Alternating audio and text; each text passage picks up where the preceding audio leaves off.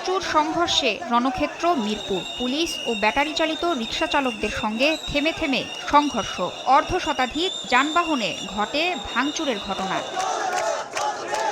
এর আগে রোববার সকাল থেকে মিরপুর 10 নম্বর গোল চত্বর সড়ক অবরোধ করে বিক্ষোভ মিছিল করতে থাকেন ব্যাটারি চালিত রিকশা চালকরা।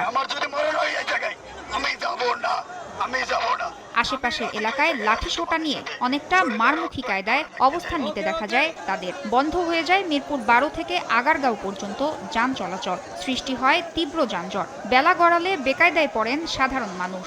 পুলিশ তো সঙ্গে সঙ্গে এই জিনিসটাকে টেক ওভার করতে পারত, তাহলে আমরা তো আর এত ভোগান্তিতে পড়তাম না। গন্তব্যে বুঝতে পারছি যে রাস্তায় বসে আছি। এখানে তো প্রায় আধা ঘন্টার বেশি সময় ধরে আটকা আছি। আমরা এই দুর্ভোগ আর চাই না।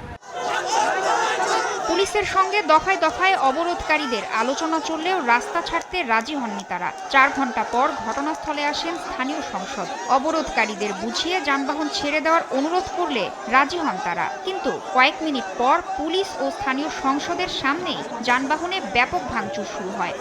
নগদে 500 টাকা বা তার বেশি পেমেন্টে পেতে পারেন ঢাকায় জমিসহ 20 কোটি টাকার পুরস্কার। যদি কোনো অবৈধ লাইন থাইকা থাকে তাহলে সেটার পদক্ষেপ সরকার নিক। আমাদের অটো না চললে গাড়ি চলবে না। পুলিশ বাধা দিলে ইটপাটকেল ছোড়ে অবরোধকারীরা। তবে কিছুক্ষণের মধ্যেই পরিস্থিতি নিয়ন্ত্রণে নেয় পুলিশ। যে আইন শৃঙ্খলার অবনতি ঘটিয়েছে সেগুলো ভিডিও ফুটেজ বা কোনো ফুটেজে যেটা পাওয়া যাবে তাদের তো অবশ্যই আইনের আওতায় আনা হবে, আইনের বাইরে কেউ নয়। সোমবার সেতু মন্ত্রণালয়ের কাছে স্মারকলিপি দেওয়ার কথা জানিয়েছে ব্যাটারি চালিত রিকশা চালকরা। তাসনিয়া নিশাত মিম, সময় সংবাদ, ঢাকা।